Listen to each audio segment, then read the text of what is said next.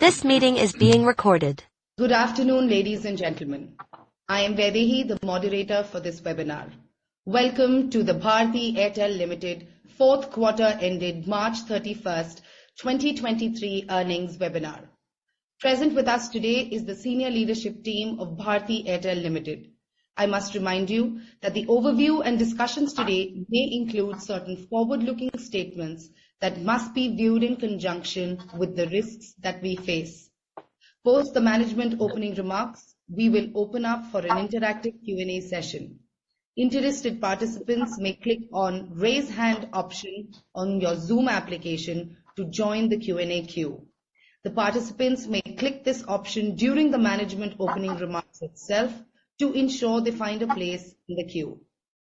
Upon announcement of name, participants to kindly click on Unmute Myself in the pop-up screen and start asking the question post-introduction. With this, I would now like to hand over to Mr. Gopal Vittal for his opening remarks. Thank you very much. Welcome to the earnings call for Airtel. With me on this call are Soumen, Harjeet and Naval. This quarter's earnings call will be really focused on a stock take of 2023, the full year 2023. In addition, I will underscore yet again why we are so well positioned for the future.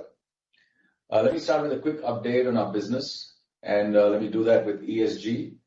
During the year, we received multiple accolades: the Golden Peacock Global Award, the ICSI National Award for Excellence in Corporate Governance, and CRISIL GVC Level 1 rating, which is the highest rating on governance. Also received, we received a rating upgrade from MSCI and CDP. Finally, we've received the ESG Excellence Award at the inaugural edition of the Dun & Bradstreet ESG Leadership Summit 2023. We take great pride in our governance, the diversity of our board, and the quality of transparency of disclosures. Equally, the environmental impact of our business operations has now been embedded deeply into the business. And I do believe while the road ahead is a long one, I want to give you a few examples of some work that has happened in the quarter. We started construction of our 25 megawatt data center. This is the first in Calcutta, which will operate fully on green energy. A large part of our rural site expansion now has solar energy access. Airtel 5G Plus network, as we know, is also kinder on the environment because of its special power reduction solution. We've also joined the WEF initiative, Alliance of CEO Climate Leaders India. This alliance is aimed to serve as a high-level platform for business leaders to support concrete plans and ideas to step up India's climate action and green transition efforts. Let me turn to our performance, and let me do that with a quick roundup on the full year 23 results. I want to start by underscoring the simplicity of our strategy. Our focus is to drive quality customers, give them a great experience. We want to be digital at the core and use this digital capabilities to build new streams of revenue, and do this while we're stripping out waste. We've delivered strong revenues and operating margins across the portfolio during the year. And the overall free cash flow, which is EBITDA minus CapEx, as we look at it, is about 23,000 crores for the India business in full year 23. This was despite heightened CapEx, rural expansion, and really no meaningful tariff hikes. Our net debt now is at 3.44. This is at the India level. It's at a comfortable level in India, and overall, of course, the consolidated level, it's at 2.8. Our performance is really based on solid execution. We've delivered a strong growth in postpaid for the year. We've delivered strong growth on 4G net adds, and we've seen sustained growth in both homes and B2B. There's been a historic movement on the network. We added almost 37,500 sites in a year, 37,492 to be precise, and about 33,650 kilometers of fiber. One of the interesting things that we're doing is to leverage FTTH, which is fiber to the home, to wire up our towers. And this has been a huge game changer for us in terms of wiring up our towers on a very, very smart and efficient basis. In fact, our smart investments and obsession with experience resulted in us staying out of the expensive 700 megahertz band because we bolstered our mid-band holdings over a 4-year period. It was a bold decision to go with NSA, which is non-standalone architecture on 5G. This is already giving us better coverage, lower capex, lower carbon footprint, and better experience. At the same time, standalone architecture, which is SA, is also ready for enterprise. We've already had it ready in our environment. And today on 5G, we are in about 3,500 cities and towns of the 7,000 that we have in India. We're adding almost 35 to 40 cities every single day. And we believe we will conclude our urban coverage this year and some of the key rural pockets as well. Let me turn to a quick update on our performance for the quarter. We've delivered a consistent and competitive performance despite 2 lesser days in the quarter. Our consolidated revenues grew by just under 1%, 0.6 to be precise, sequentially to over 36,000 crores. Our EBITDA margins were at 52.2%. We've seen continued efforts on water and waste. In fact, one of the most interesting deliveries that we're very proud of is our network OPEX for India went up just by 7.5% in full year 23, despite serious cost headwinds in terms of energy as well as rollouts. In the mobility business, we added 7.4 million 4G net adds. We had strong momentum on postpaid with net additions of 663,000. Our reported ARPU came in at 193 rupees, but do remember that this quarter had 2 lesser days. So on a normalized basis, if I don't take the 2 days but take a 1-day basis, on a normalized basis, we're already at 195. This was led by smartphone upgrades, data monetization efforts, and a modest flow through from the increased tariff on the entry plan, where we took pricing up from 99 rupees to 155 rupees.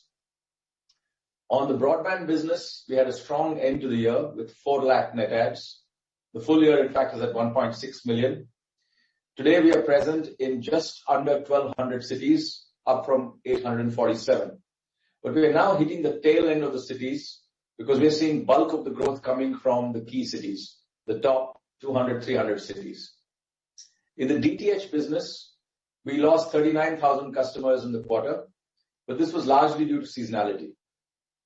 Cricket, as you know, has an impact on DTH, and if you strip out the cricket viewers out of the customer base, which we do now on a very scientific basis, this results in the core business looking strong, or looking better, let me put it that way.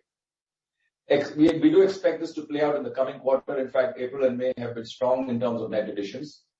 And I do want to say that our strategy of convergence, which is bringing the aggregation of all video content, linear content, along with broadband, is working. And we believe we are now outperforming the DTH industry by a margin. On the Airtel business, revenue in the quarter was flat sequentially, but we did let go of some low margin deals. And therefore, I do want to say that the underlying business remains strong. This was reflected in the margin expansion of 1.3% in quarter 4. And for the year as a whole, we've delivered just under 16% revenue growth, the highest in the last decade. Our connectivity market share has moved up by 220 basis points and is now at 34%. Our IoT market share is now close to 53%. And new businesses such as cloud, IoT are now growing at well over 50%. Let me turn to the digital businesses. Our payments bank saw strong momentum. Our monthly transacting users were up by 14.5% sequentially to just under 55 million. The deposit growth is growing at 58%. Annualized revenues are now at 1,516 crores, 18% up over the last quarter. Actually, more like 19% up over the last quarter. Digital businesses now are at well over 1,100 crores annualized. Let me now turn to the future of Airtel, and let me talk about the 5 critical areas that I would say make us really well positioned. The first is our portfolio. This is now growing in strength. Africa is now at 31% of the overall portfolio and continues to do well. India wireless is at 54%, where we still have significant upsides on smartphone upgrades and a reset on tariff. The homes and enterprise business constitute the balance at 25%, and here there is a momentum that we're seeing led by structural changes in the market, with growth coming at the top end. Growth of broadband and convergence, as well as increased digitalization of businesses, are the tailwinds in the homes and enterprise space. All of this play to our strengths, and therefore investments are now being stepped up in line with where the growth is to drive this portfolio and make it even more resilient. The second reason I would say we are well positioned is a brutal focus on quality customers. And today what I want to do is to take a geographical cut on these quality customers. The first lens or the first cut that we look at geographically is rural. I mentioned last quarter that we have an opportunity to expand into 60,000 odd high potential villages to win a greater 4G share of net additions. This expansion is in line with our plan, and early results have been encouraging. As a result, we are now at a lifetime high in terms of revenue market share at just under 39%, 38.7% on a comparable basis. I say comparable because our reporting reflects segmental performance unpeeled for mobile, broadband, DTH, and B2B. The second lens of this geographical cut is the top 150 cities. These cities account for almost 40% of the overall telecom market in India, and they're growing rapidly. Specifically, 80% of the market for postpaid, broadband, converged homes, and in fact on B2B it's more like 95% is concentrated in these 150 cities. Our focus is to win these cities, bringing the full power of the Airtel network, our channels, and all powered using digital tools. Let me explain this in a little more detail. Let me start with postpaid. As I said, 80% of the market is in 150 cities. 5G is the pivot around which postpaid performance can truly accelerate. Today, almost 32 of the 335 million users we have already have a 5G handset, but for postpaid users, this number is as high as 33%. So while for the aggregate, it's a little under 10%, for postpaid, this is 33%. The structure of families in these top cities is also changing. There are more and more nuclear families. And this is the reason for our 599 plan launch in postpaid, which locks a nuclear family, let's say a husband and a wife, into one plan. Homes, again, 75% of the market for broadband is in the top 150 cities. We have a renewed focus on fast rollout. We're rolling out almost 1.6 million home passes every single quarter. And as I mentioned, convergence is the route around which we are entering the home. Broadband plus linear content and Extreme, where we are aggregating over 20 of the 35 odd OTT apps, are all provided in the form of one plan. Another area is channels. All high-value channels are predominantly focused on these 150 cities. Our own stores, our installation teams, our digital marketing focus, and the 30 million existing high-value homes who use one or more of the services that we offer are already in these cities. Our channels are now therefore fully integrated on an omni-channel basis. 30% of our high-value acquisitions are now starting online and are integrated omni-channel.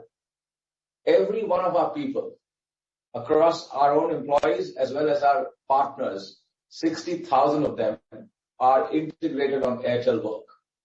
As a result, we see massive synergies in the delivery of SIMs, installation of broadband, installation of DTH. The store, which is our own store, is the fulcrum around which all of this revolves. And this is one of the reasons why we are expanding our low-cost single-seater stores across the key cities in the neighborhood catchments to reach the customer directly. And lastly, let me talk about B2B. As I said, 95% of the B2B market is in the top 150 cities. And within this, the top 500 accounts, the top 500 businesses are growing disproportionately. Account management brilliance is what we want to drive in these accounts. For every account, we are mapping the key decision makers, understanding their needs and the problems they are trying to solve across a range of areas, and then bringing our full suite of solutions to bear. We've seen early successes. 50 of our top accounts grew by 300% versus 25% growth seen in the overall top 500 account segment. The third area that we are that I want to talk about is an obsession with customer experience. And this is another reason why I would say that we are well positioned. We have renewed our focus on improving experience. The whole company is focused only on one metric, and we call this interactions. So we want to drive down interactions. Every interaction, we believe, is an underlying fault or a lack of understanding where we have not been able to ensure with our customers. And these interactions go across all our channels, whether it's call centers, it's stores, it's the web, it's the app, or it's on social media. To solve this, what we're now doing is building 4 critical platforms: buy, build, pay, and serve. So buy is about customers buying anything. Bill is really all about billing. So any kind of bill that is done, whether it's a bill or an add to bill. Pay is about paying from any channel through any mode whatsoever. And serve is both self-serve as well as assisted care. Each of these platforms is exposed through a common channel layer, which is integrated omni-channel. And underlying all of this is our foundational layer, which is our data layer, which is all about our unified customer master. The fourth reason I would say we are well positioned is really all about building our digital businesses, which leverage our platform. As I mentioned before, we see Airtel in 3 parts. The bottom layer is our digital infrastructure, which includes our data infrastructure. The layer on top is our digital experience, which I've just spoken about. And the layer on top, which allows us to actually build these services on top of these underlying platforms, is really the digital services. Our digital services now span CPaaS, Airtel IQ, Cloud, SD-WAN, and ads. Our ads business is now being pivoted to put dramatic focus on Airtel Finance. We have partnered with Axis Bank, and NBFCs such as DMI Finance through deep API integrations on the Airtel Thanks app to natively offer loans and credit cards to our customers.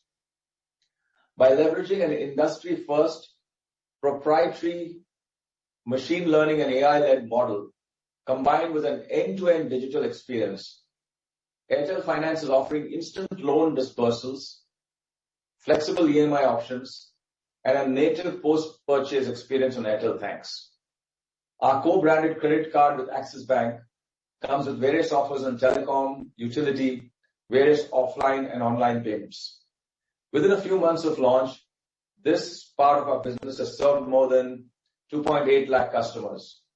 We've already hit about 1,200 crores of annualized lending run rate and 2.4 lakhs of annualized credit card issuance run rate. As you can see, the power of this platform enables us to participate across the value chain by leveraging core strengths. Finally, the fifth reason that I want to underscore on why we're well positioned is a war on waste. We've relaunched our war on waste program to bring renewed energy behind it. 4 big areas we're looking at. First is network costs. We have started relocating high-cost sites. About 66,500 sites have been identified for specific actions around energy, rental, as well as re-engineering the site. This is seeing good traction, which is why network OPEX have been well controlled despite massive rollouts. A second area is sales costs, where we're taking actions to lower the reliance on inefficient channels that either have a high cost per gross addition or high early churn. Massive data science is being deployed to identify the early churn right down to a single outlet and a retailer level. The third area is on CapEx. We've stopped all capacity investments into 4G since we are now seeing traffic offload of up to 30% in a site where 5G has been launched. Finally, we're seeing a war on failure and interactions, which will also lower cost.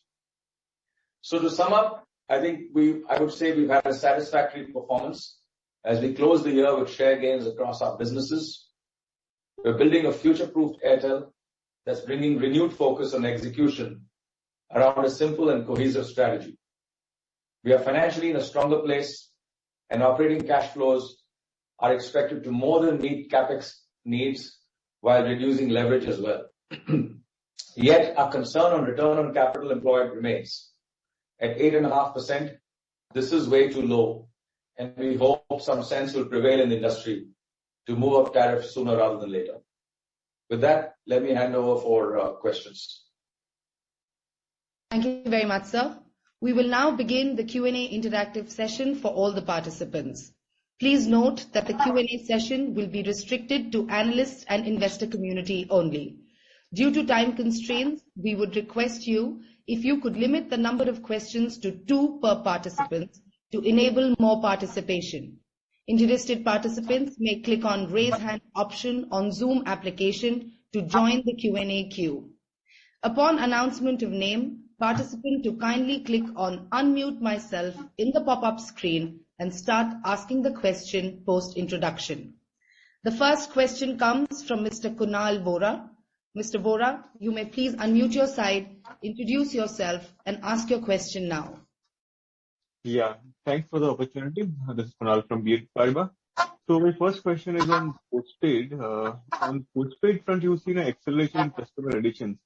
Is this being led by 5G? And can you talk about how the postpaid ARPU is trending versus prepaid? And have you seen any increased aggression by any of the peers? So yes, as I mentioned earlier, we are using 5G as a pivot to accelerate postpaid. We've also launched our 599 plan, targeted specifically at nuclear families. That's also seeing some good traction. As far as ARPU is concerned, you know that the pricing of postpaid is at a significant premium over prepaid, and so clearly the ARPU is much stronger than what you would see on prepaid.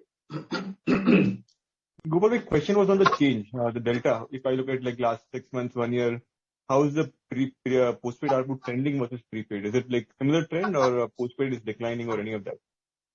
No, it's broadly around the same. Okay. And my second question, I just wanted to get some sense on how you are looking at AI. We've seen like rapid progress since the launch of ChatGPT in the last few months. How do you see AI impacting your business? And are you seeing any cost rationalization, customer experience upgrades, revenue growth opportunities, whatever? Any thoughts on how AI will impact the business in the longer term? Yeah, that's a great question. I think we have a full team now assessing the impact of these on our business.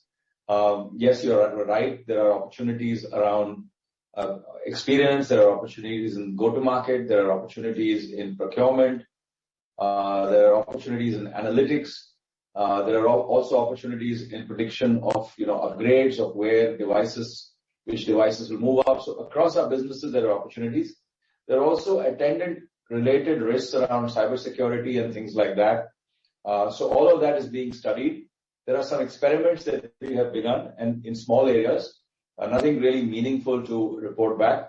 But we are really looking at this very closely, and we have a team working on how we can bring in some of these technologies into our core business. Thanks. And just one last question, if you can share your thoughts on CapEx for FY24 and 25. So I think the quarter's CapEx at 9,000 crores is a little elevated, but if you take the full year's CapEx, was about 28,500 crores for the full year. As I mentioned before, if you take a 3-year view, we'll be broadly in that same ballpark of what we normally do. And we have reason to believe that the full year CapEx for 23-24 will be in the same ballpark as what we had in the current year, in that broad ballpark. Understood. So in FY25, would you expect a reduction in capex, considering that rural expansion will be behind, 5G urban expansion will be behind, and rural 5G might not really be happening? So would it be fair to expect that in FY25 there will be a decline in capex? Yeah, I would imagine that our 4G rollout will more or less be completed. I think there'll be a few places, very small rollouts in a few circles, but broadly that will be completed. We are not investing anything more in 4G capacities, as I mentioned. Transport investments will continue as we wire up towers. We're also investing in some of our other businesses. Businesses like data centers, homes will continue to see, strong investments, and so on. Wireless capex on 5G will certainly come down relative to what we would have seen in this year, because we would have completed the urban coverage more or less during the course of this year, and we will start hitting some of the sort of villages as well, top villages. How far that will then go into 24-25 is something that we will assess. This is a modular business, as you know. Wireless is modular. You go and string a set of radios on a tower based on where the traffic is, where devices are coming up. So we're going to be tracking that closely. I think one of the things that we've seen on devices is that shipments are slowing down. I'm sure, Kunal, you've seen it as well. This is happening all over the world because I think device replacement cycles are extending, and that also entry-level smartphone prices have moved up. So to that extent, if that trend continues, that will also give you some relief on the amount of capex that will be needed in rural areas as we get into 24-25. Understood. Thanks, Gopal. That's it from me. The next question comes from Mr. Piyush Chaudhary. Mr. Chaudhary, you may please unmute your side, introduce yourself, and ask your question now. Yeah, hi, good afternoon. Thanks for the opportunity. This is Piyush from HSBC. Two questions. On the 5G subscriber, could you share some color on how the behavior is against a 4G subscriber, like data usage, use of applications, now since we are in the second quarter? And can I just confirm how much customers in postpaid were on 5G? I missed that number. So the second question, on the second one, about 32% of our postpaid users already have a 5G handset. On 5G, I think that today what's happening is that 5G on an existing plan is being given away free. So it's unlimited data on a 5G device. Not everybody has opted for it, because you do need to get on the Thanks app, Airtel Thanks app, to take it for the period of which your recharge or your cycle exists. So not everybody's taken it, but where people have taken it, obviously they're using it a lot more. I think the broader point, Piyush, is that this is one of the first times when I think the telecom industry is moving well ahead of the rest of the ecosystem. If you look at the telecom industry, what is 5G? 5G is not just a radio technology anymore. In my view, 5G is a supercomputer. It's a supercomputer that's connected to the cloud, because it is able to dramatically change things in terms of not just speeds, which we are delivering. You see 400, 500 Mbps speeds. It also gives you significantly lower latency, because the compute will now move towards the edge, and it allows you to have 100x the number of devices in a given square kilometer of area relative to 4G. So it is a supercomputer. Now, if on a supercomputer the applications that you need on a supercomputer are very different from your regular applications. The applications today that most people use are the same applications: messaging, video, browsing. So if you're getting a supercomputer and you're using this to basically for Microsoft Excel or Word, then you're not using the supercomputer in its entirety. And this is where I feel that the rest of the ecosystem needs to catch up with the telecom industry. The rest of the ecosystem across devices, across applications, content, all of that needs to change. And we hope that over the next coming years, this ecosystem will flourish, because remember, 4G industries have been built on 4G networks. Ride sharing was built on it. food delivery was built on it, e-commerce has been built on it, payments has been built on it. So this is the spine around which more applications need to come. But the telecom industry is right now well ahead of the rest of the ecosystem. Thanks, Gopal. On second question is on home broadband. ARPU is coming off. It is down 6% year-on-year. Is it due to price competition or mix change of lower ARPU subs as you're expanding in new cities? And what's the outlook of home broadband ARPU?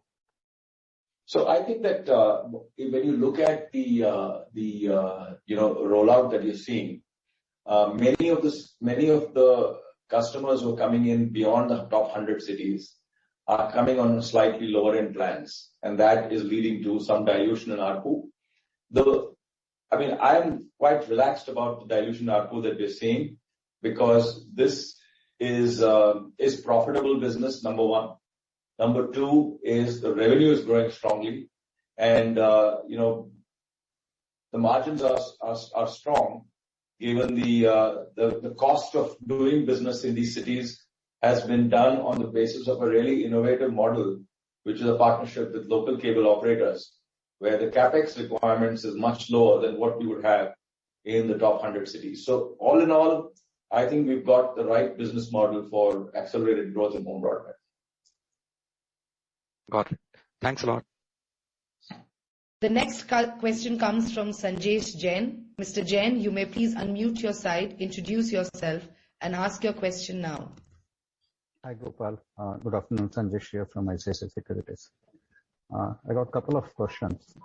First, on the 5G subscriber, it's a very short period, but what is the average usage of a 5G customer versus a 4G customer?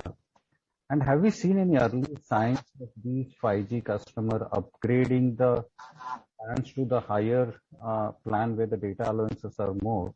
I know we have an unlimited plan, but still any signs, do you think people will stick to this kind of usage once we move them from unlimited to limited, and that can benefit ARPU, say, in FY24-25? You had a second question, Sanjesh? This was only one? I got a few more, but yeah.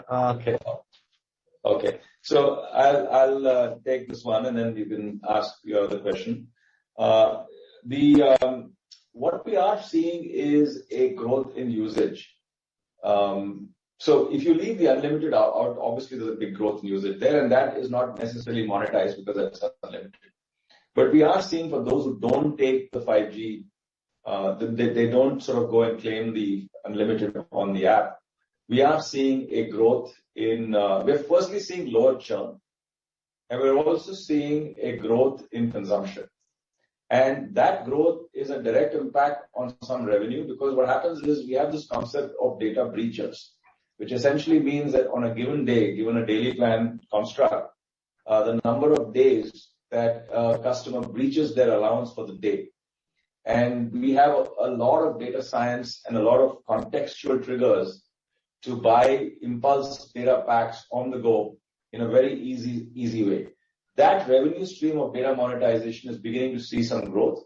And yes, the effort to upgrade them to a higher data plan obviously continues along with that. Because for those who breach on a regular basis, let's say 8-10 times a month, clearly, they benefit by moving to a higher plan, which then gives you an annuity stream of revenue. So both those moves we are seeing. At this point, this is small, because remember the handsets that are 5G enabled on our network are only about 10-11%. So to that extent, as this grows, there should be some impact on ARPU. Fair enough.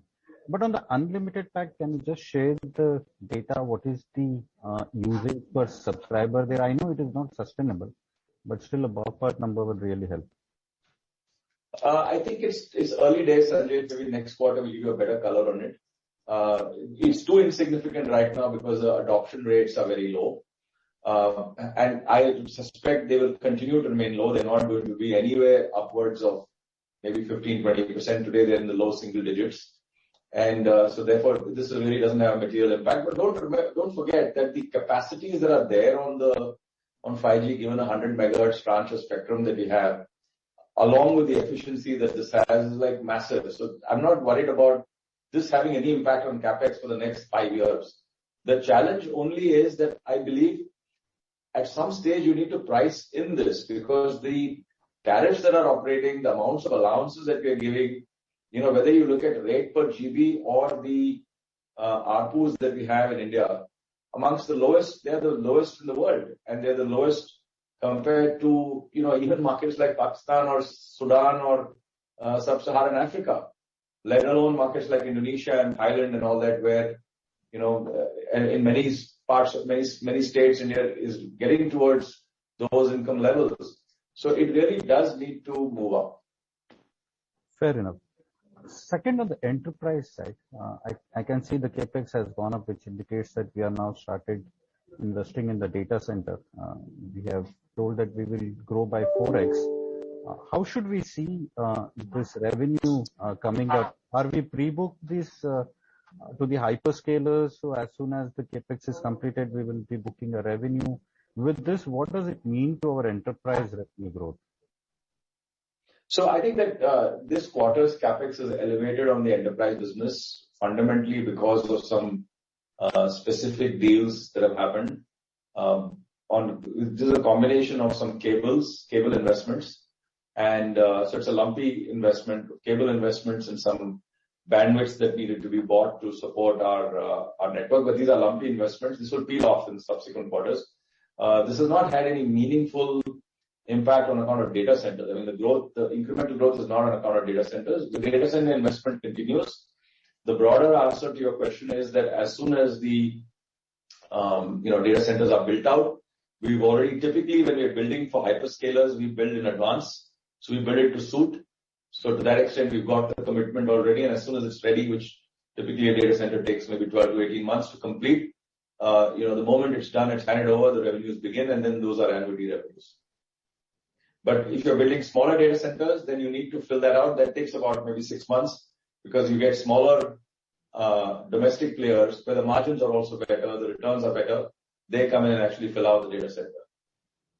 Got it. My next question is on the 5G OPEX and the network on the 5G. Are we charging the entire 5G OPEX, or it is capitalized, considering that we are ready to do a commercial launch? And Jio shared that they have littered close to 60,000 sites. Where are we in comparison to Jio in terms of number of sites presence on the 5G? So as of now, this the project is still underway. So as of now, it's capitalized, but the project is still underway because the rollout is just about begun, and we hope that this will start peeling off in the coming quarters as we start sort of lighting up more and more 5G and meet the threshold criteria on which we peel that off. As far as your second question was, sorry, Sanjesh, I missed that. Jio mentioned that they have lit 60,000 sites. Yeah. 60,000. So I think one thing that I do want to underscore, Sanjesh, is that we are not in a maniacal rush to compete on the number of sites. The technology we are using is different. NSA is fundamentally different from SA. It gives us more coverage. In fact, I mentioned to you, I think about three quarters ago, that from my house in Gurgaon to the office, we have about 23 sites in that stretch. And I was surprised early on to find that 6 sites that we had put was giving almost seamless coverage on 5G from what was needed on 4G. So NSA gives you better coverage. I think that's a reality. And that's because the mid-band is doing the uplink, and the 3.5 is traversing much further on the downlink. I explained that in some detail a few quarters ago. So we are not chasing number of sites. What we are instead chasing is coverage where we need it. And that we are already there in 3,500 cities. So to that extent, we are not going to be at any disadvantage whatsoever on coverage. Got it. I'm squeezing one last data point question. The SG&A cost in India grew by 36% in FY23. This is significantly a sharp jump. Can you help us understand what's leading to such a sharp jump in SG&A cost, and how should we factor this for the years coming? Maybe Shaman, you can answer this question. Yeah, Gopal. So Sanjay, I think the SG&A cost is primarily driven by the competitive intensity to acquire customers in the market. We have always held that this is a fruitless money being spent and people keep on churning. But to remain competitive in the market, we need to have our terms which are rightful. You would see there is some softening of that in Q4 because we have taken some steps through data analytics. We have tried to find out places where we can optimize. But in the center of the plate, the competition is very stiff and we need to match what the other players in the industry is offering in terms of acquiring customers. And hence you see that increase. You know, I just want to supplement what Shaman says. I really think, you know, beyond a point like SG&A, the cost that the commissions and all that are being given by the industry at large, and unfortunately, you know, you have to match it because otherwise you tend to lose, is not very high level of early tenured customer churn.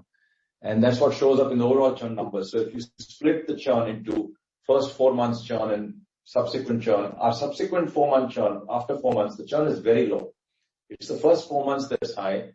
And I hope better sense will prevail. We have, in fact, started making some moves to lower some channel commissions on SG&A on our own.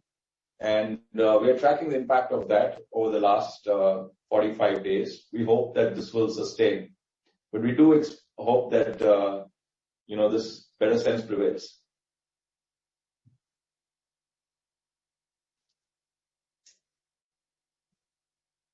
The next question is from Vivekanand Subaraman. Mr. Subaraman, you may please unmute your side, introduce yourself and ask your question now. Hi, this is Vivekanand Subaraman from Ambit. So my 2 questions. The first one is on millimeter wave spectrum.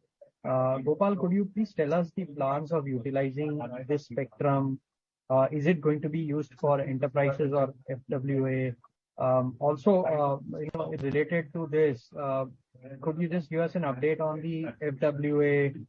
You know, you said that you are looking at it. What's the update on the CPE and the viability of this? That's one. Secondly, in B2B, noted your opening remarks on you giving up certain low margin business, but growth seems to have come off here. So how should we think about fiscal 24 and 25 revenue growth with respect to B2B revenues? And I understand that there is some lumpiness with respect to data center also. Thank you. Yeah, I think there's somebody talking on the other side, so maybe you can just mute your. Sorry. Yes, sir. So I think on the millimeter wave spectrum, this is really precious spectrum. It's a large tranche. It has helped us save us spectrum user charges as well. So to that extent, it's paid back for itself, that spectrum. But the fact is that it is still early days. We've got 5G networks. These are currently empty. We're rolling this out. So I think that there is no plan right now to use the millimeter wave. I think we're doing some trials to check what, you know, the propagation characteristics and so on. But those are more on a long-term basis of if and when we need it. So at this point, there is no plan whatsoever. On the fixed wireless access, the cost of the CPEs are still very high, and I've mentioned this before. If you look at the cost per home pass on fiber, we are cost per connected home pass, given our utilization, the cost per connected home pass typically is in the ballpark of $100 to $120 for us, $120 per connected home pass. In the LCO side, it's even lower. And if you look at the CPE, which is equivalent to a cost of connected home pass, because for every connected home, you need a CPE. In any case, you need a router, which is the same as what you would do in a broadband home. The cost of the CPE is more like $170 to $180. So it's much higher than the cost per connected home pass. And remember, fiber gives you consistent experience. So you're going to get the same experience every day, whether it's a dedicated pipe into your home. In the case of fixed wireless access, you may get a very good experience when the networks are empty. But in 5-7 years, like we're seeing in the case of T-Mobile in the US, you're already beginning to see challenges on network experience through fixed wireless access. So it's at best a technology that can be used to go where fiber is not able to go, and then follow that up with fiber. That said, we have a team looking at this. We are working on it because as scale mounts, you may see some reduction in fixed wireless access CPE costs. Right now, that doesn't seem to be on the anvil. On B2B, I would not worry about the growth seeming to come off this quarter. As I said, it was some lumpy business that we actually chose to walk out of for the right reasons. The underlying growth trajectory seems to be strong. And, the funnels that we're seeing in the order books, which will translate into revenue for this coming quarter, we already know we finished April and we're into May, look strong. So I would not read too much into this last quarter. That's helpful. Just one small follow-up with respect to FWA. So since you are thinking about your DTH business from a converged homes lens perspective, which is linear TV plus non-linear in the same box, is there a possibility of you bundling FWA with perhaps the high value DTH homes that you are currently offering, and potentially some innovation on the box side here? Thank you. Yeah, I mean that can be done because that box works on Wi-Fi. So to that extent, that obviously be done. Okay, and any thoughts on whether this is viable for the higher value customers? I mean, I understand that the reliability is not great. No, it's not just the reliability; it's also the economics. Okay, got it. Thanks. The next question comes from Paresh Jain. Mr. Jain, you may please unmute your side, introduce yourself, and ask your question now.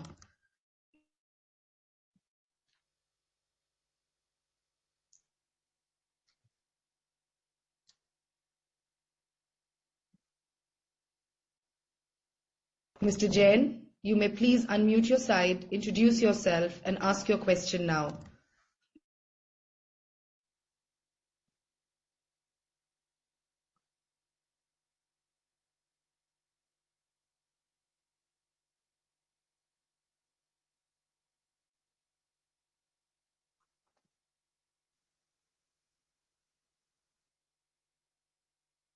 The next question is from Gaurav Ratheria. Mr. Ratheria, you may please unmute your side and ask your question now.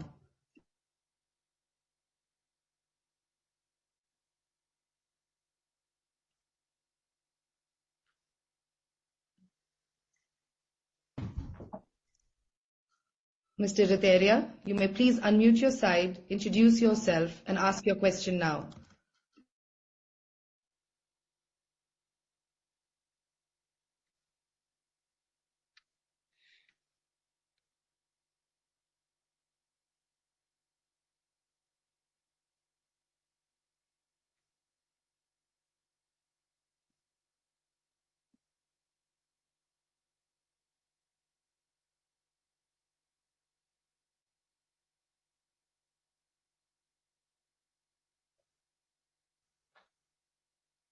Radesh, should you try and take another question? Just ask, maybe there is.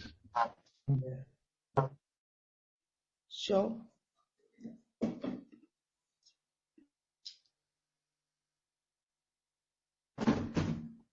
The next question is from Ali Sagar Shakir. Mr. Shakir, you may please unmute your side, introduce yourself, and ask your question now. Yeah, hi. Thanks for the opportunity. This is Ali Asgar from Motilal Oswal. Well, I have just one question on the 5G, capex trends. So I hear your thoughts in terms of, the point that we have, for the first time, telecom operators are ahead of the curve in terms of 5G investments.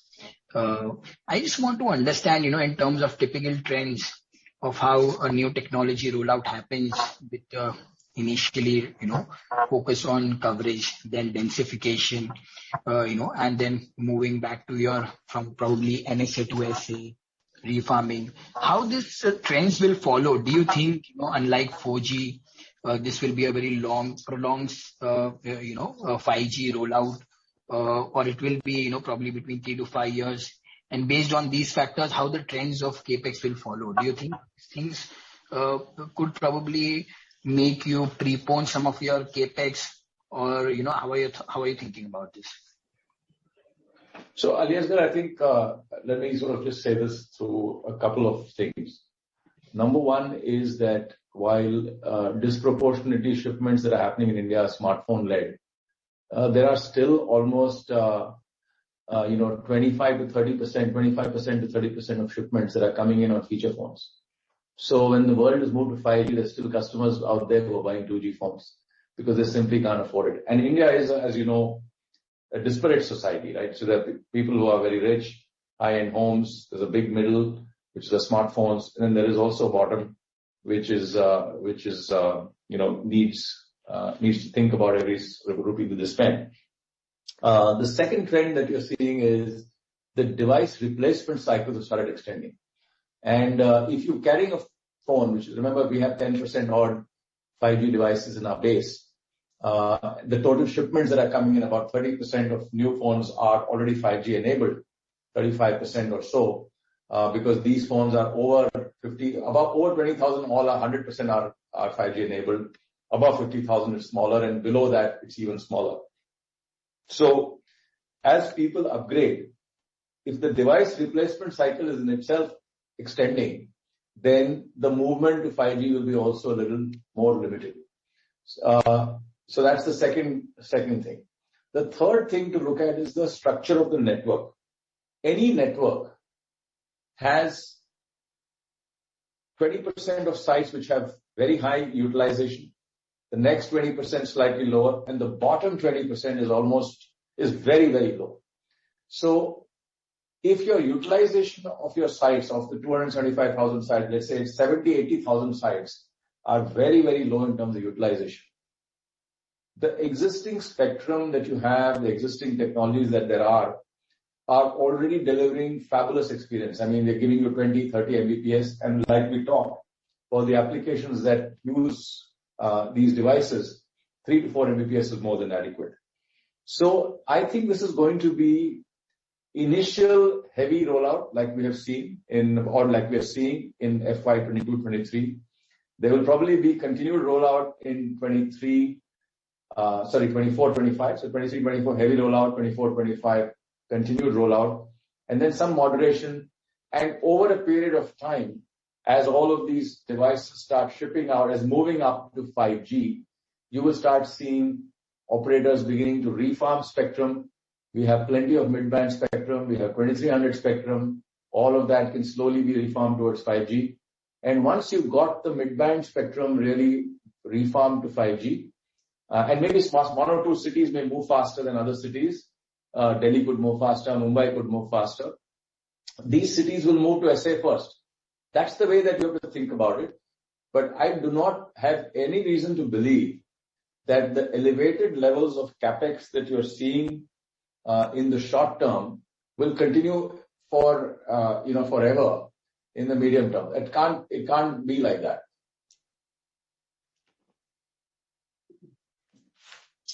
Understood. This is very, very helpful. Just one question on the digital avenues that we are targeting.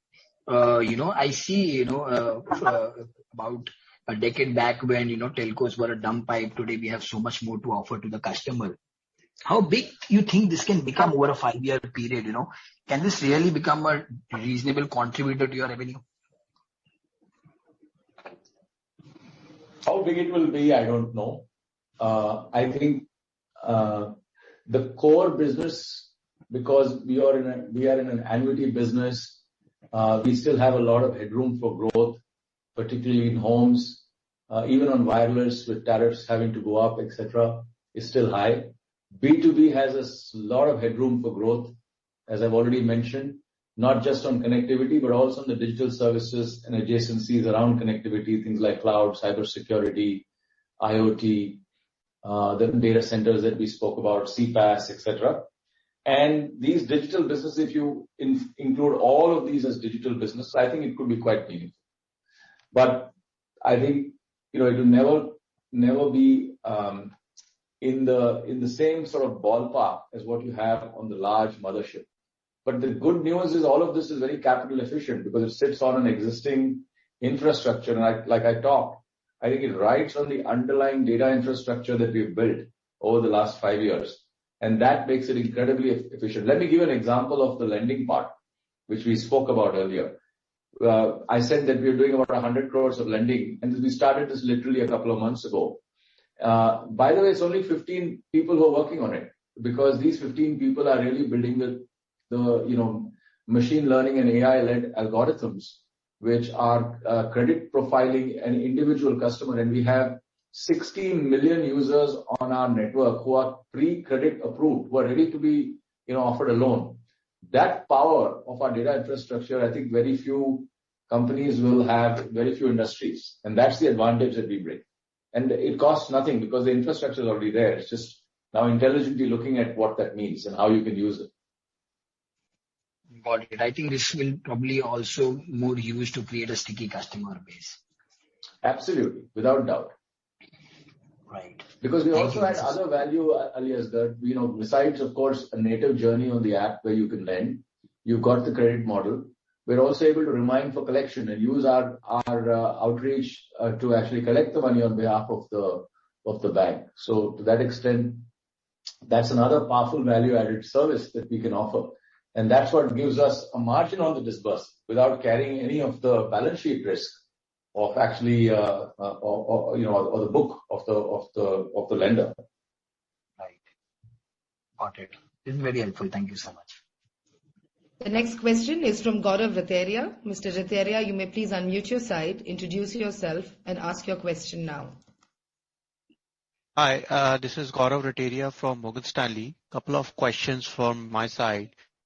First, Gopal, what's your view on the pricing differential between consumers on the higher end of the data consumption bucket versus lower end? You think it's appropriately priced right now, and can this change when 5G becomes more ubiquitous? Second question is on the capital allocation. What would be the right capital structure post which the free cash flow will be used to return, bulk of it will be used to return to the shareholders? And lastly, any reiteration of what is, strategic versus non-strategic from a core assets perspective, which you can look to monetize over time, and where does Indus Tower fit in the scheme of things? Thank you. I think that the structure of pricing, and I've spoken about this earlier, I feel in India is unfortunately broken because, you have a one-size-fits-all pricing approach. It's not the way that any industry works, any consumer industry. You will typically have, people who are able to pay more get a lot more for the upgrade.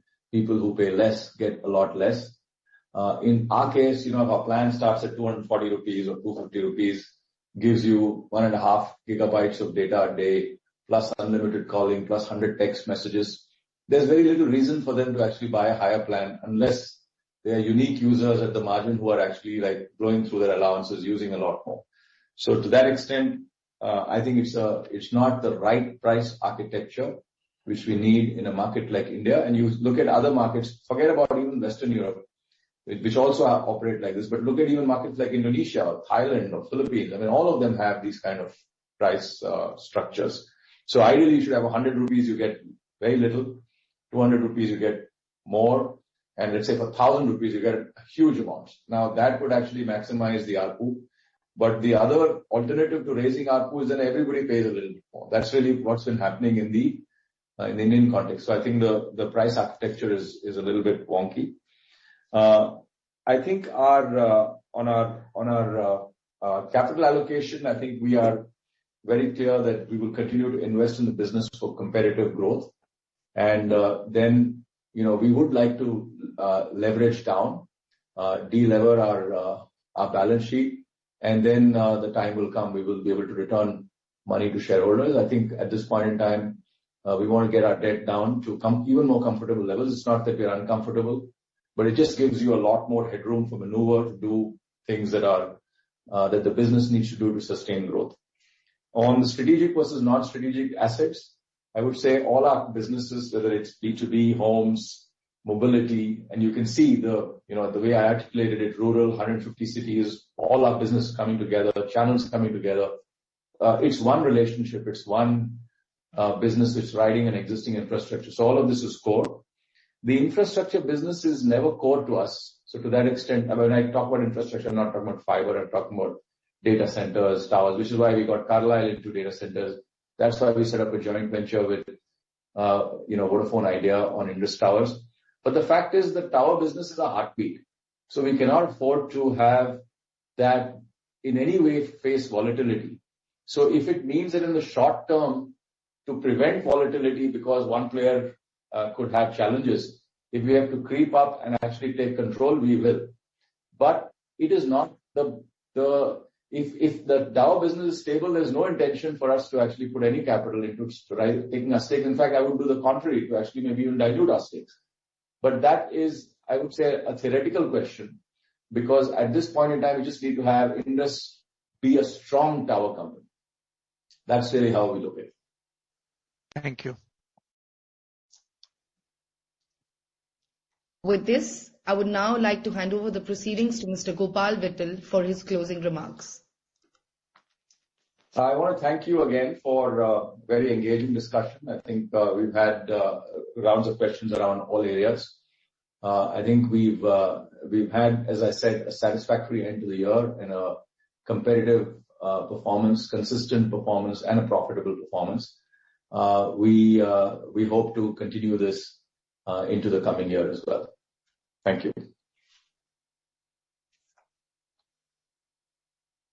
Thank you all. Thank you everyone for joining us today. Recording of this webinar will also be available on our website for your reference.